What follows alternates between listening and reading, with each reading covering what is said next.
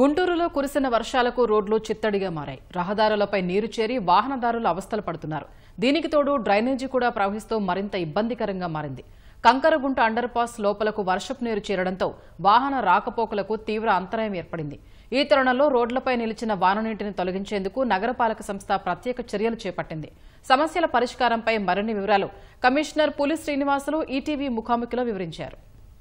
నగరంలో అర్ధరాత్రి సమయంలో కురిసినటువంటి వర్షానికి కొన్ని చోట్ల లోతట్టు ప్రాంతాల్లో జలమయమయ్యాయి. అలాగే మరి కొన్ని చోట్ల రోడ్డుపైన చెట్టు కూడా విరిగి పడిపోయాయి. ప్రధానంగా 3వ అంతస్తుల మార్గం కావచ్చు, లేకపోతే కంకరగుంట అండర్ పాస్ వద్ద వర్షపు నీరు నిలిచిన కారణంగా కొంత వాహనదారులు ఇబ్బందులు పడ్డారు.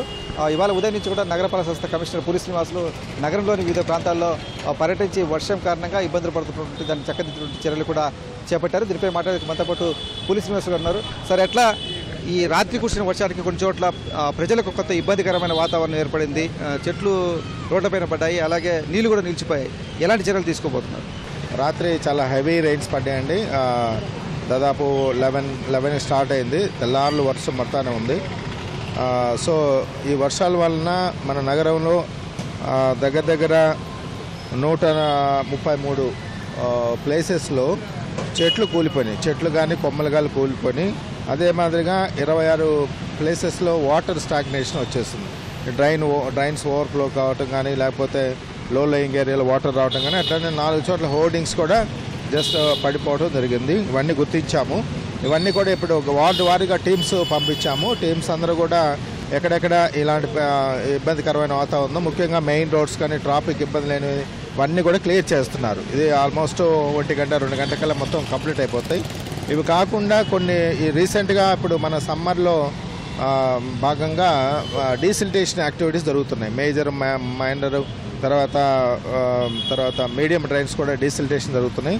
ఇవన్నీ ఏంటంటే రీసెంట్గా ఒక 1 వీక్ నుంచి జరుగుతున్నటువంటివన్నీ కూడా సిల్ట్ పక్కనే పడేస్తుంది. ఇప్పుడు వర్షానికి అదంతా కూడా మళ్ళీ కొట్టుకుపోయి ఆ డ్రైన్లో పడిపోవడం, లేదా రోడ్ల మీద పడిపోవడం జరుగుతుంది.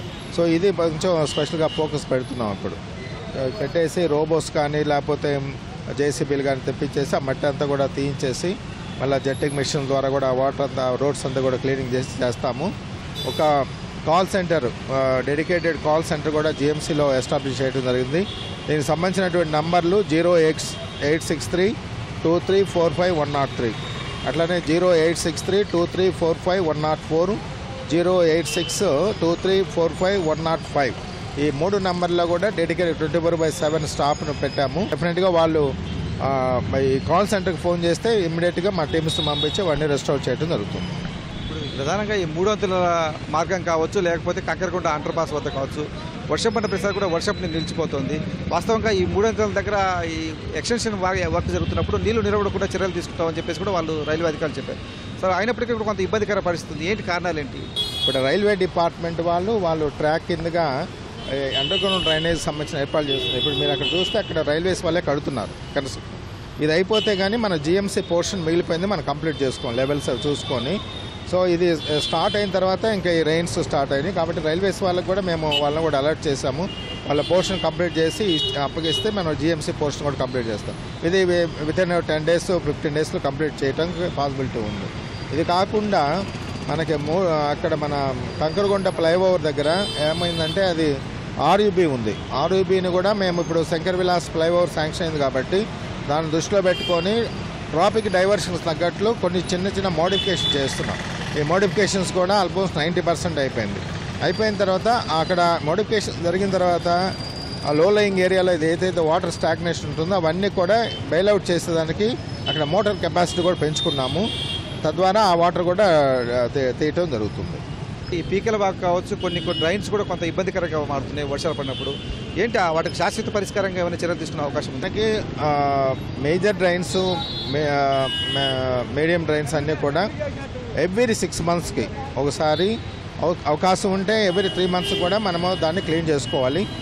ఒక చోట మాన్యువల్ క్లీనింగ్ ఉంటుంది, ఒక చోట మిషన్ ద్వారా క్లీనింగ్ ఉంటుంది. సో ఆ ప్రాసెస్ ఆల్రెడీ జరుగుతుంది. దానికి తోడు ఎక్కడైతే కల్వర్ట్స్ ఉన్నాయో, లేకపోతే ఎక్కడైతే ఎక్కువగా ఈ గార్బేజ్ కలెక్షన్ జరుగుతుందో అక్కడ అన్నీ కూడా మేము ఐరన్ మెస్సులు పెడుతున్నాం. ఆ ప్రాసెస్ కూడా స్టార్ట్ చేస్తాం. ఐరన్ మెస్సులు పెడితే ఏమవుతుందంటే వచ్చేసే వేస్ట్ బయటలంతా ఆగిపోతుంది. ఆగిపోయినందువల్ల అది మనం టైం టు టైం తీసుకుంటూ ఉంటాము. అది కూడా మేజరు మీడియం డ్రైన్స్ అన్నిటి కూడా ఆ సెటప్ చేస్తున్నాం. ఇది నగరంలో వర్షం కారణంగా జనజీవనం సంబంధించి పడుతున్న ఇబ్బందులు కావచ్చు, వాటికి సంబంధించి ఆ ప్రజలకు ఇబ్బంది లేకుండా నగరపాలక సంస్థ తీసుకుంటున్న చర్యలపైన కమిషనర్ తులసి కుమార్ చెప్తున్నారు. కెమెరామెన్ కేశవతో పూర్ణ చంద్రశేఖర్, ఈటీవీ న్యూస్ గుంటూరు.